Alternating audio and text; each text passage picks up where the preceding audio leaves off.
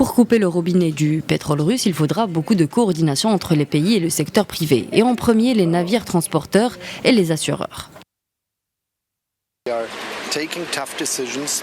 Nous prenons des décisions dures, mais nous sommes aussi conscients qu'il faut aider l'Ukraine autant que possible, ainsi que le peuple ukrainien, ceci afin d'éviter qu'un conflit éclate entre l'Ukraine et l'OTAN.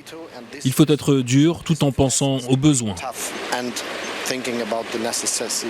Les 7 dirigeants se sont entretenus lundi avec le président ukrainien. Zelensky demande au G7 de renforcer les sanctions contre la Russie en limitant les prix du pétrole exporté par Moscou. Autre volet, l'or russe. Le Royaume-Uni, le Canada, les États-Unis et le Japon ont déjà annoncé élargir les sanctions contre la Russie, notamment sur l'importation de l'or russe. La France, l'Italie et l'Allemagne, les 3 autres membres du G7, vont se rallier à cet embargo.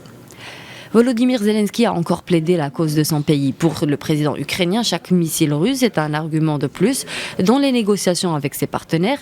Il a ainsi assuré qu'aucun missile russe, aucune frappe ne peut briser l'esprit des Ukrainiens. La guerre en Ukraine et ses répercussions vont occuper une grande partie des discussions jusqu'au mardi 28 juin.